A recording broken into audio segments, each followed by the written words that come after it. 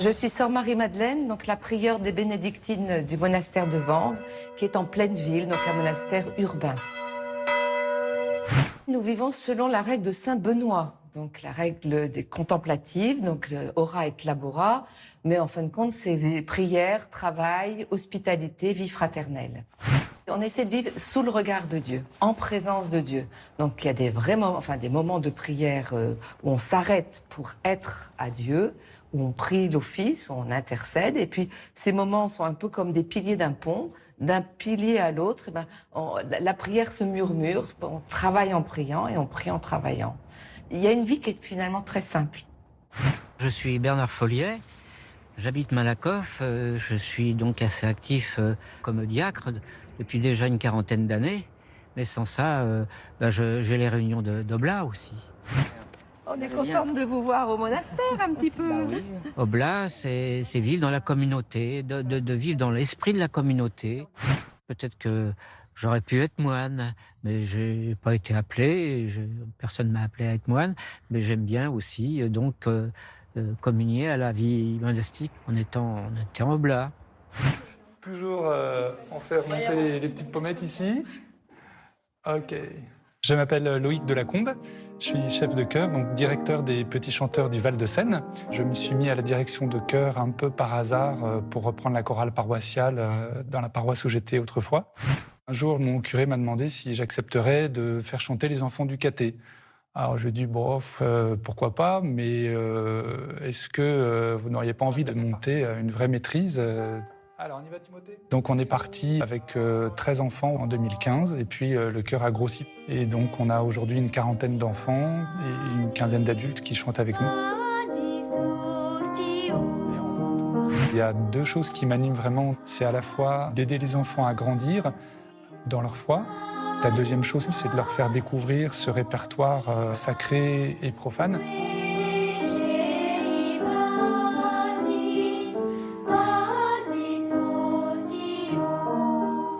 Je vous invite maintenant à venir vivre la messe ici au prieuré Sainte-Bathilde, à prier et à chanter avec la communauté des sœurs et les petits chanteurs du Val-de-Seine.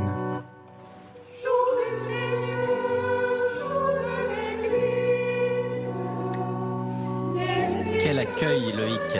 Merci de nous faire une place de choix dans cette célébration dominicale au cœur d'une congrégation qui fête son centenaire, les Bénédictines de Sainte-Bathilde. Bonjour et bienvenue en cette période de rentrée. Nous renouons donc avec nos messes intramuros après un bel été qui nous a permis de vivre de belles célébrations en extérieur. Aujourd'hui, côté des sœurs, la maîtrise des petits chanteurs du Val-de-Seine accompagne donc notre célébration. Un ensemble qui a pour habitude de se réunir ici chaque semaine et d'animer des messes chaque dimanche dans le Doyenné.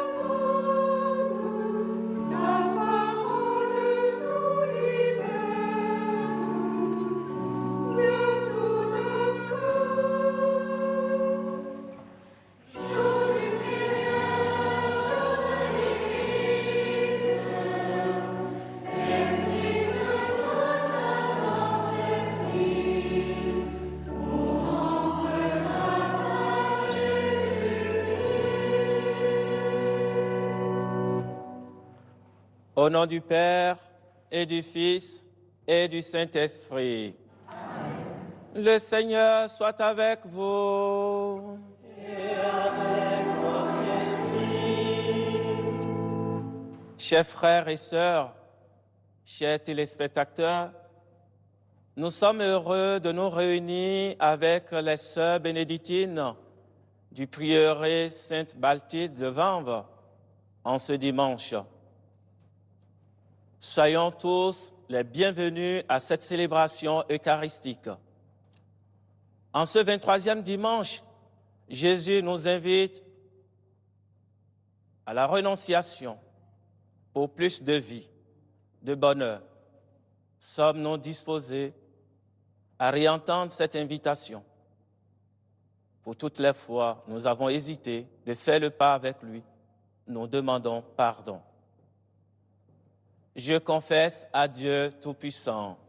Je reconnais devant vous que j'ai péché en pensée, en parole, par action et par omission. Oui, j'ai vraiment péché. C'est pourquoi je supplie la Vierge Marie, les anges et tous les saints, et vous aussi, frères et sœurs, de prier pour moi, le Seigneur notre Dieu. Que Dieu très aimant nous fasse miséricorde, qu'il nous accorde son pardon et nous conduise en vie éternelle.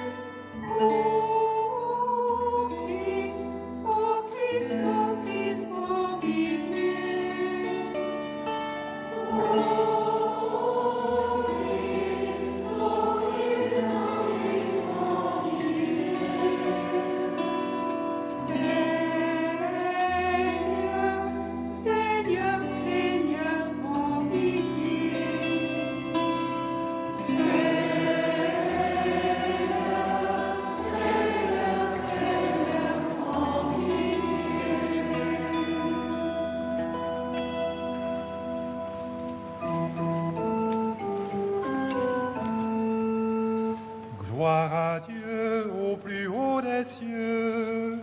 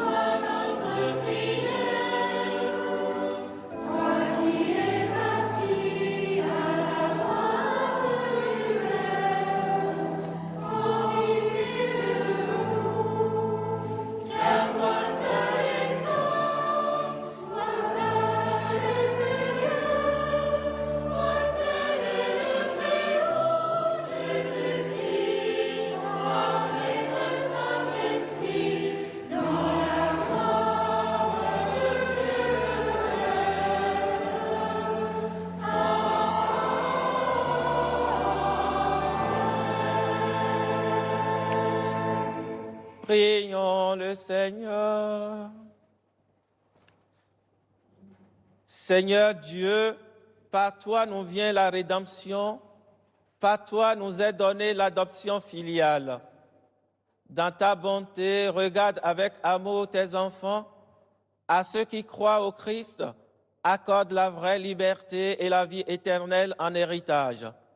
Par Jésus-Christ, ton Fils notre Seigneur, qui vit et règne avec toi dans l'unité du Saint-Esprit, Dieu pour les siècles des siècles. Amen.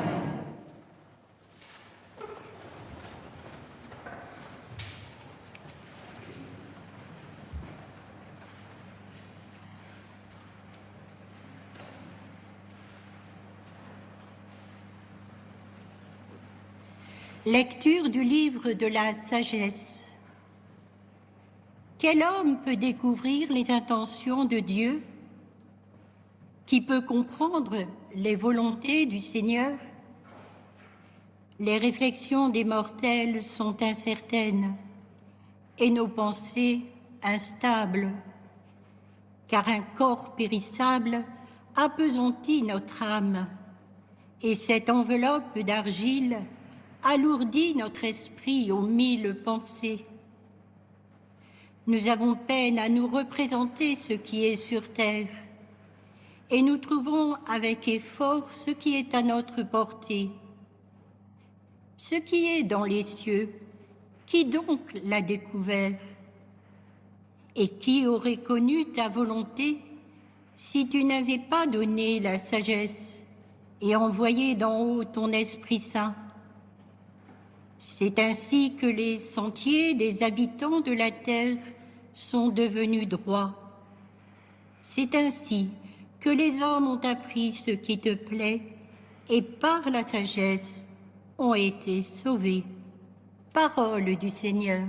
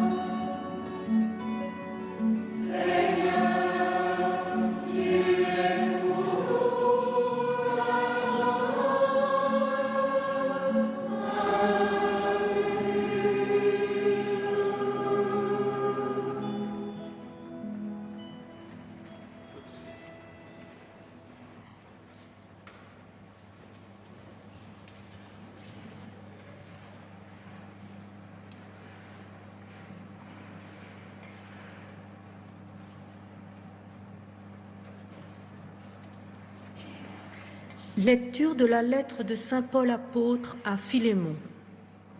Bien-aimé, moi, Paul, tel que je suis, un vieil homme, et qui plus est prisonnier maintenant à cause du Christ Jésus, j'ai quelque chose à te demander pour Onésime, mon enfant, à qui, en prison, j'ai donné la vie dans le Christ.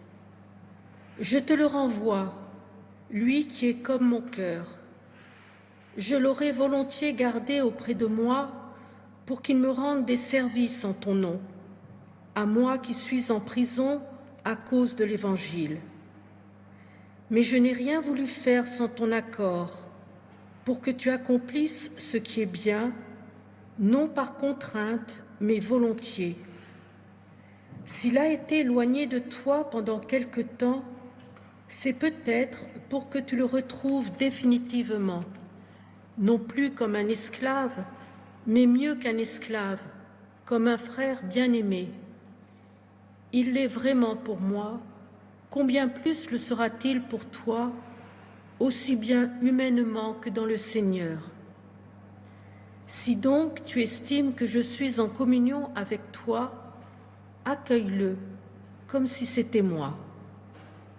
Parole du Seigneur. Rendons grâce à Dieu.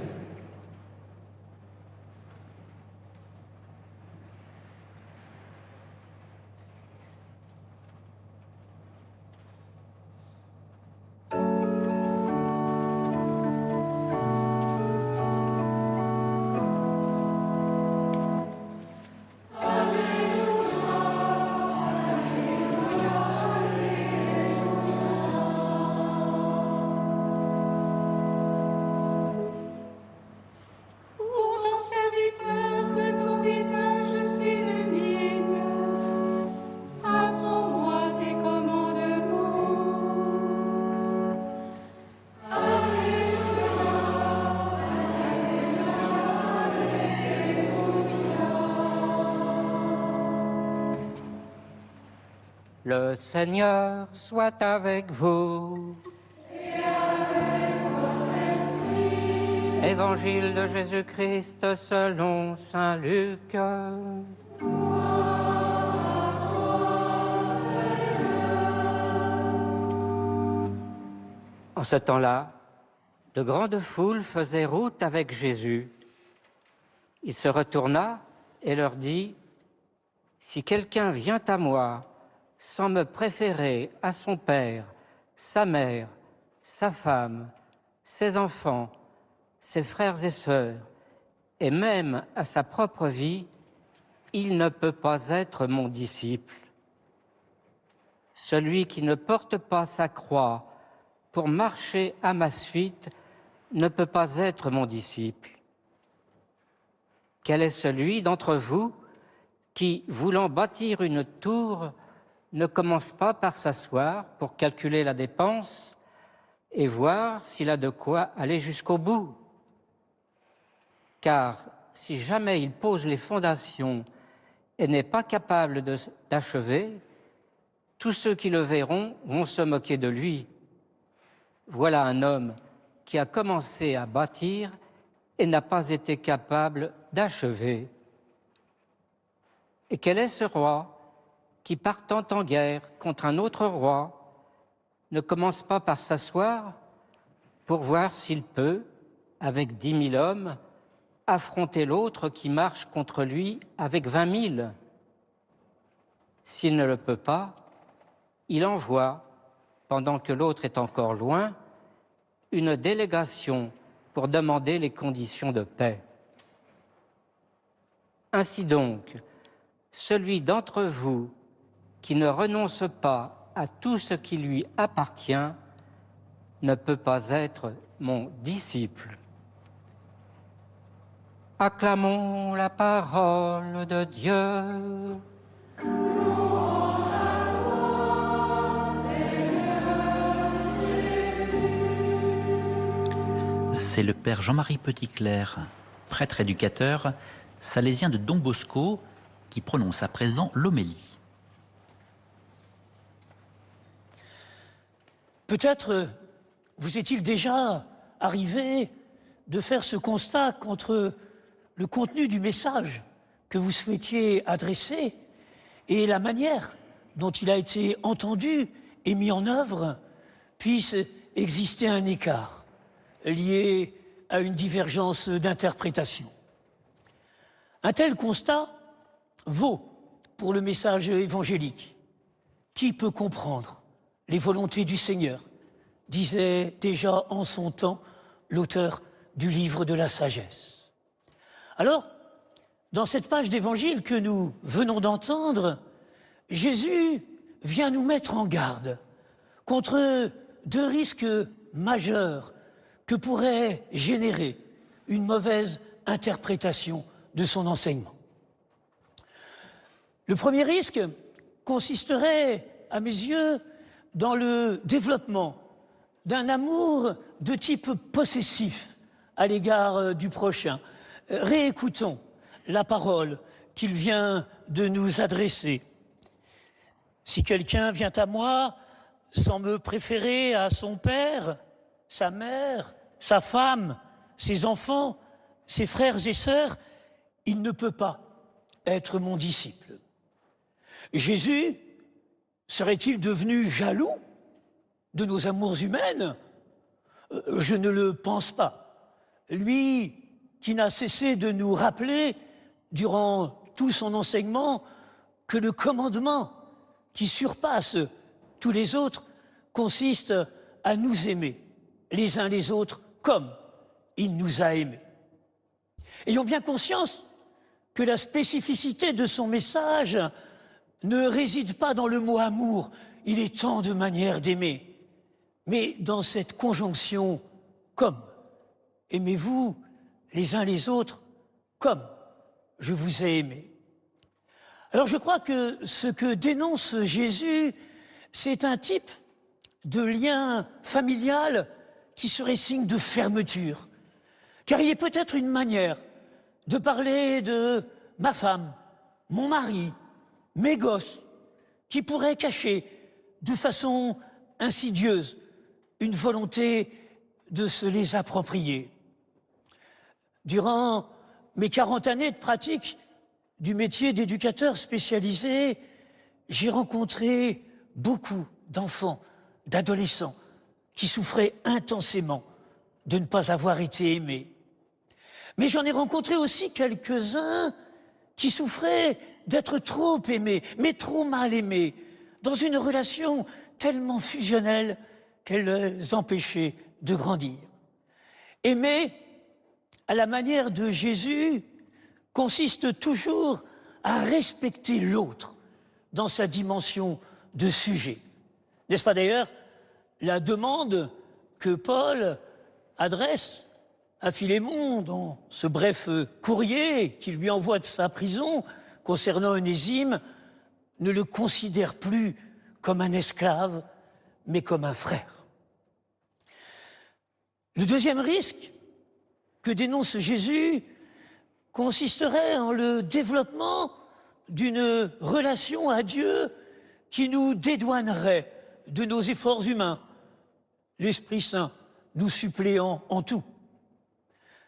Dans l'histoire qu'il nous raconte de ce bâtisseur de Tours, Jésus insiste sur la nécessité de préparer le chantier, y compris dans sa dimension financière. Croire en l'Esprit Saint ne signifie pas de se défausser de sa tâche d'homme, pensant qu'il saura agir en tout. Vous savez, chers collégiens, chers lycéens, en cette période de rentrée scolaire, en cas de contrôle, je vous conseille plutôt de réviser un peu la matière concernée la veille à la maison, plutôt que de vous contenter de prier Dieu à la chapelle le matin de l'examen. En tout cas, c'est le conseil que je vous donne. Et si nous revenons à l'histoire de cette tour à bâtir, Jésus insiste donc sur la nécessité, et ceci vaut pour tous les projets que nous menons, la nécessité de réfléchir au plan de financement de ce projet avant de se lancer dans l'action. Et si un tel plan ne pouvait déboucher, alors peut-être mieux vaut-il renoncer au projet. Oui, Jésus vient dénoncer une certaine manière de croire en l'Esprit Saint qui déresponsabiliserait totalement l'homme. Et Jésus de conclure alors sur le renoncement. Être capable de renoncer à un projet s'il ne peut aboutir. Être capable de renoncer à cet esprit de possession qui parfois nous habite tant. Oh, entendons-nous bien, Il ne s'agit pas de renoncer pour renoncer, mais de renoncer pour goûter le vrai bonheur. C'est ainsi d'ailleurs que Luc résume le message évangélique dans le 2e livre qu'il a écrit, les Actes des Apôtres. Il y a plus de bonheur à donner qu'à recevoir. N'allons jamais chercher autre chose dans une page d'évangile qu'un chemin de bonheur.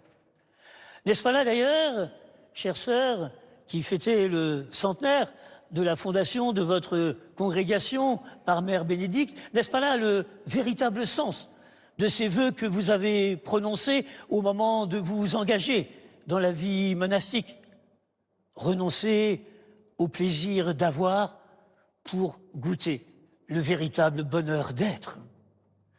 Alors, dans notre société d'aujourd'hui, où tant et tant voudraient nous faire croire, à coups de publicité tapageuse, que le bonheur pourrait s'obtenir par l'acquisition des objets convoités, combien cette invitation que le Christ nous fait au renoncement, si elle est bien comprise, peut être véritablement la source du bonheur. Amen.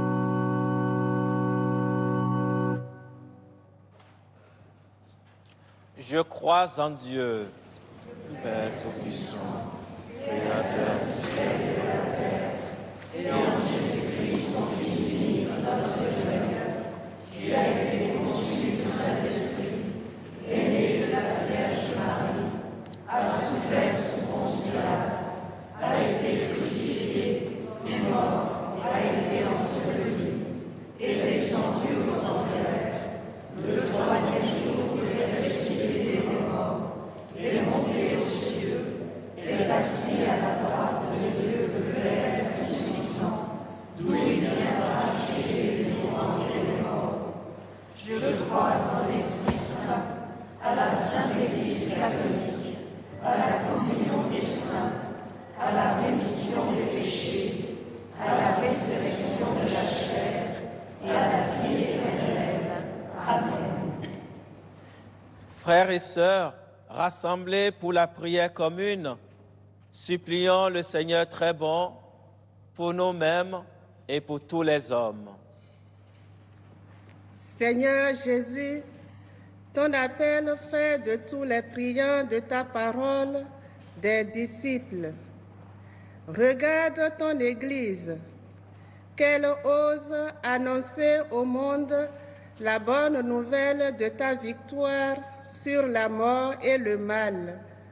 Que nous soyons un en toi autour du pape François et de ceux qui ont mission de guide.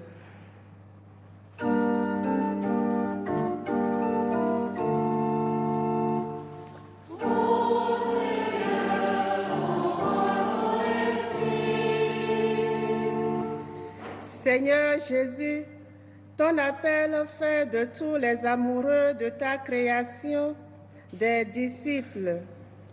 Regarde tous ceux qui désirent faire de ce mois de septembre un mois de conversion écologique. Que notre prière se joigne à celle de Saint François. Loué sois-tu, mon Seigneur, avec toutes tes créatures.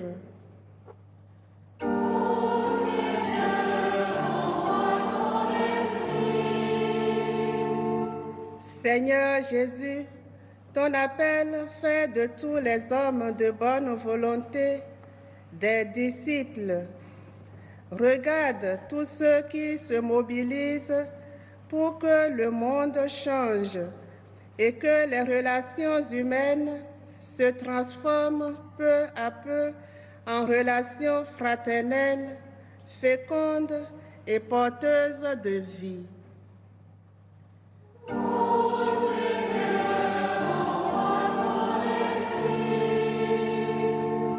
Seigneur Jésus, ton appel fait de nous tes disciples.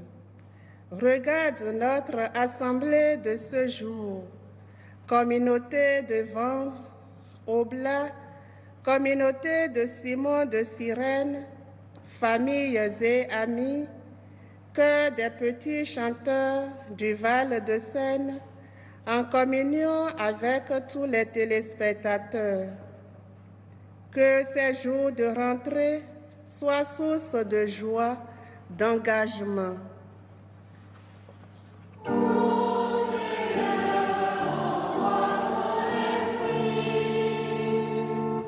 Seigneur Jésus, qui te tiens au milieu des croyants rassemblés en ton nom, écoute les supplications de ta famille et daigne répondre à ses appels. Toi qui vis et règnes pour les siècles des siècles.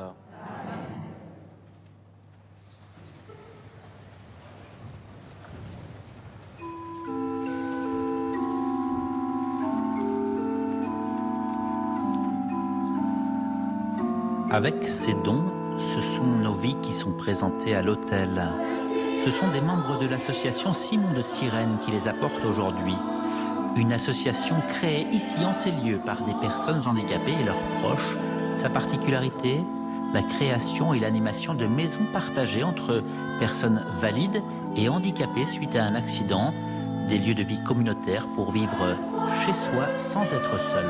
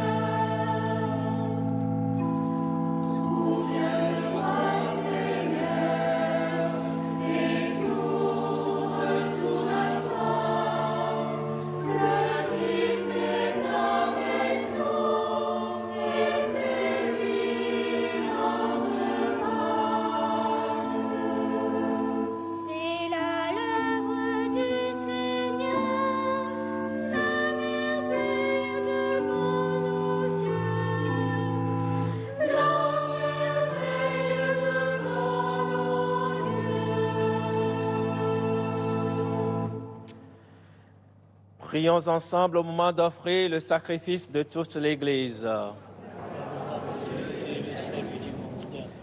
Seigneur Dieu, source de la piété véritable et de la paix, nous t'en prions, accorde-nous d'honorer dignement ta gloire par cette offrande, que dans la participation fidèle au Saint-Mystère, nous prenions davantage conscience de notre unité. Par le Christ notre Seigneur. Amen. Le Seigneur soit avec vous. Et avec votre esprit. Élevons notre cœur. Rendons grâce au Seigneur notre Dieu. Vraiment, Père très saint, il est juste et bon pour ta gloire et notre salut de t'offrir notre action de grâce toujours et en tout lieu, par ton Fils bien-aimé Jésus le Christ. Il est ta parole par qui tu as créé toutes choses. C'est lui que tu nous as envoyé comme Rédempteur et Sauveur. Dieu fait homme, conçu de l'Esprit Saint, né de la Vierge Marie. Pour accomplir jusqu'au bout ta volonté et rassembler un peuple saint qui t'appartienne, il étendit les mains à l'heure de sa passion afin de briser la mort et de manifester la résurrection. C'est pourquoi, avec les anges et tous les saints, nous chantons ta gloire et d'une seule voix, nous proclamons.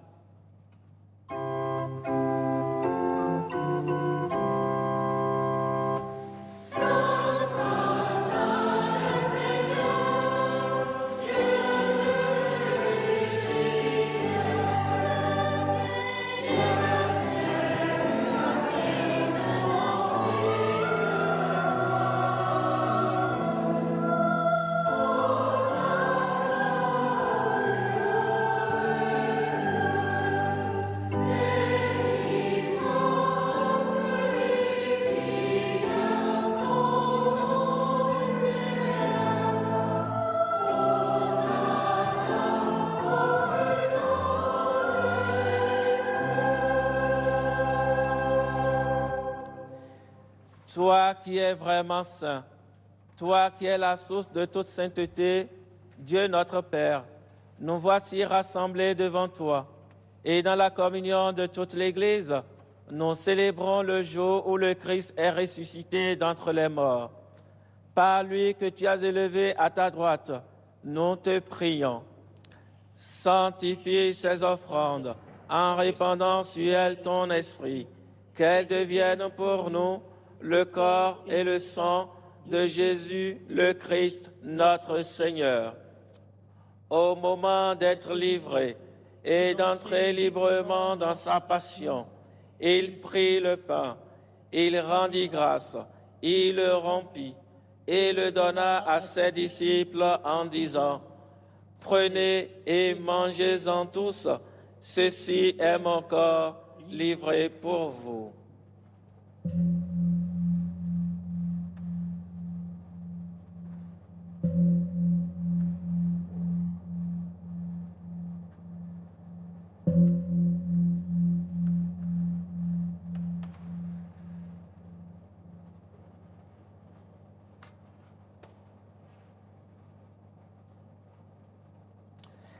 De même, après le repas, il prit la coupe. De nouveau, il rendit grâce et la donna à ses disciples en disant: « Prenez et buvez-en tous, car ceci est la coupe de mon sang, le sang de l'alliance nouvelle et éternelle, qui sera versé pour vous et pour la multitude en rémission des péchés. Vous ferez cela en mémoire de moi. »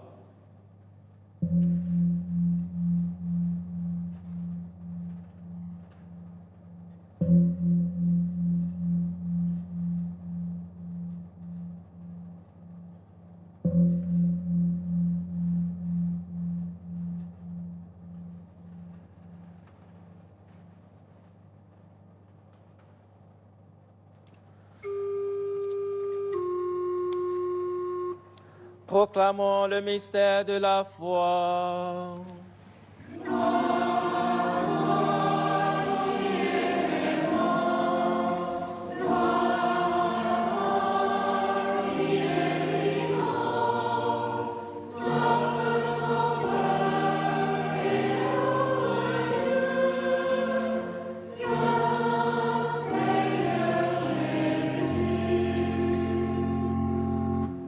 En faisant ainsi mémoire de la mort et de la résurrection de ton Fils, nous t'offrons, Seigneur, le pain de la vie et la coupe du salut, et nous te rendons grâce, car tu nous as estimés dignes de nous tenir devant toi pour te servir.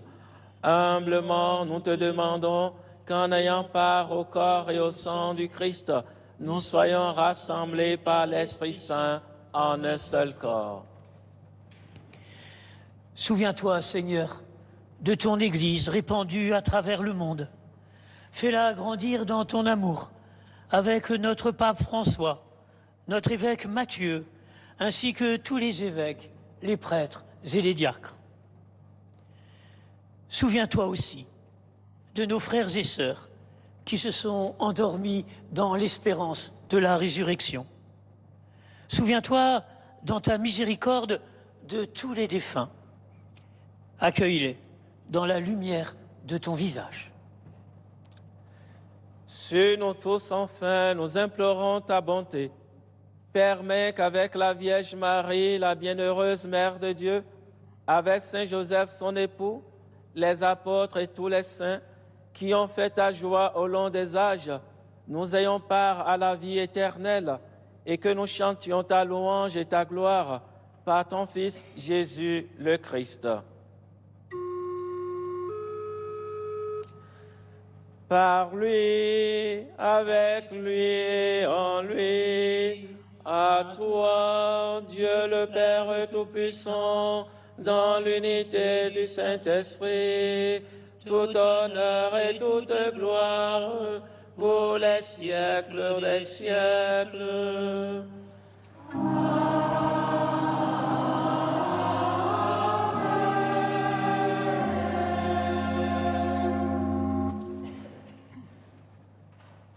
Unis dans le même esprit, nous pouvons dire avec confiance la prière que nous avons reçue du Sauveur. Notre Père, qui es aux cieux, que ton nom soit sanctifié, que ton règne vienne, que ta volonté soit faite sur la terre comme au ciel. Donne-nous aujourd'hui notre pain de ce jour. Pardonne-nous nos offenses, comme nous pardonnons aussi à ceux qui nous ont offensés. Et ne nous laisse pas entrer en tentation, mais délivre-nous du mal. délivre-nous de tout mal, Seigneur, et donne la paix à notre temps. Soutenus par ta miséricorde, nous serons libérés de tout péché. Rassurés dans nos épreuves, nous qui attendons que se réalise cette bienheureuse espérance, l'avènement de Jésus-Christ, notre Sauveur. Car c'est à toi qu'appartiennent le règne, la puissance et la gloire pour les siècles des siècles. Seigneur Jésus-Christ, tu as dit à tes apôtres, « Je vous laisse la paix, je vous donne ma paix. Ne regarde pas nos péchés, mais la foi de ton Église. Pour que ta volonté s'accomplisse, donne-lui toujours cette paix et conduis-la vers l'unité parfaite, toi qui vis et règnes pour les siècles des siècles. » Amen. Frères et sœurs, dans cette Église ou devant votre écran, que la paix du Seigneur soit toujours avec vous. Et avec votre esprit. Frères et sœurs, dans la charité du Christ, donnez-vous un signe de paix. Tournons-nous vers les autres. Prenons le temps de réaliser, quel que soit notre état d'esprit, la grandeur, l'importance et l'actualité de la paix et partageons donc cette paix avec un proche, avec notre prochain, à travers un geste, à travers une pensée.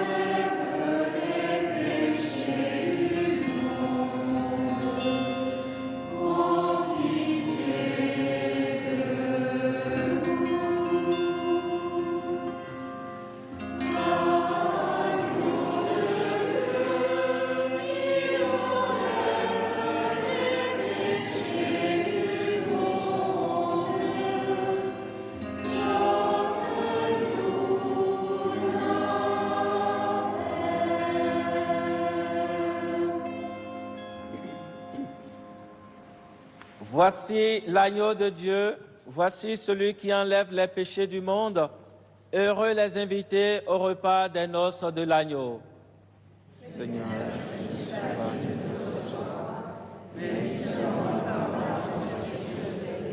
Que le corps et le sang du Christ nourrissent en nous la vie éternelle.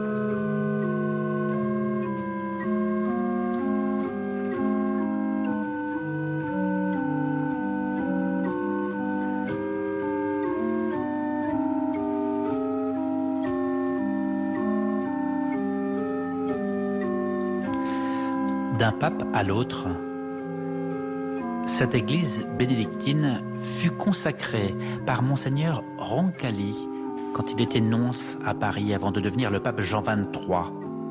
Et c'est d'un autre pape que l'église célèbre aujourd'hui la béatification, Jean-Paul Ier, qui demanda, je cite, « que chacun de nous tâche d'être bon lui-même et d'entraîner les autres par une bonté toute pétrie de la douceur et de l'amour enseigné par le Christ. Ne fais pas aux autres ce que tu ne veux pas qu'ils te fassent. C'est cela le christianisme, des sentiments qui, mis en pratique, aideraient tellement la société. » Ces paroles résonnent comme une invitation pour apprendre à aimer comme il nous a aimés, à pardonner comme il nous pardonne. Et si nous nous mettions à l'écoute de sa parole pour faire de nos vies des moments d'amour envers nos prochains, envers notre sœur la terre.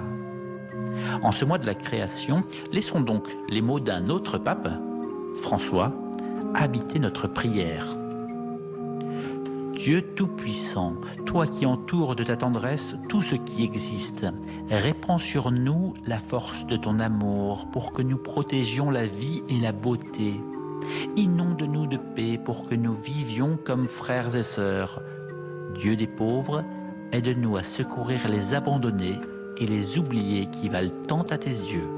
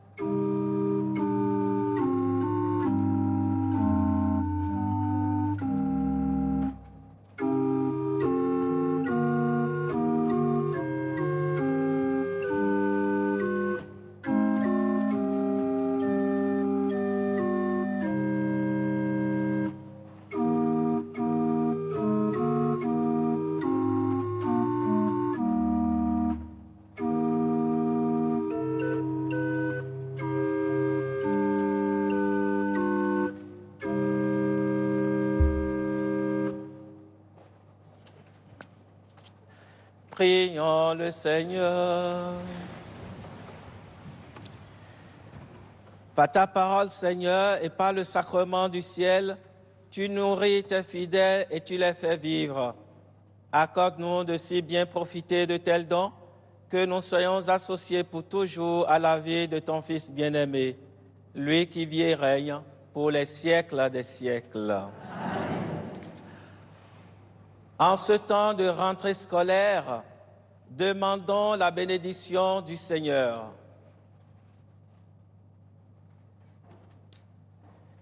Le Seigneur soit avec vous. Daigne bénir les enfants qui reprennent le chemin de l'école, que ton esprit les accompagne, accorde-leur de travailler avec courage. Amen. Daigne bénir les choristes, que ton esprit les inspire, afin qu'ils rendent gloire à ton nom et soutiennent le chant des baptisés rassemblés. Et que Dieu Tout-Puissant vous bénisse, le Père, le Fils et le Saint-Esprit. Amen. Allez dans la paix du Christ.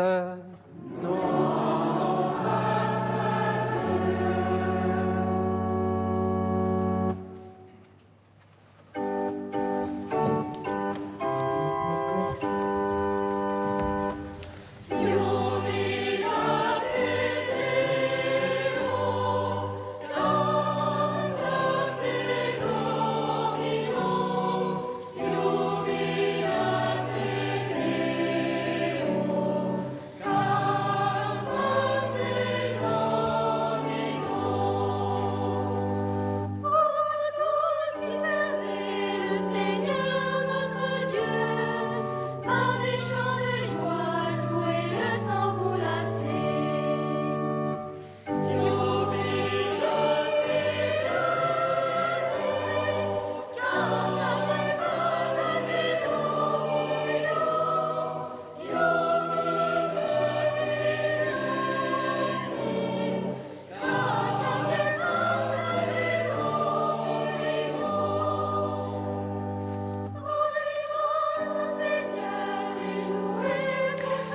Merci à cette belle communauté de bénédictines de Vanves.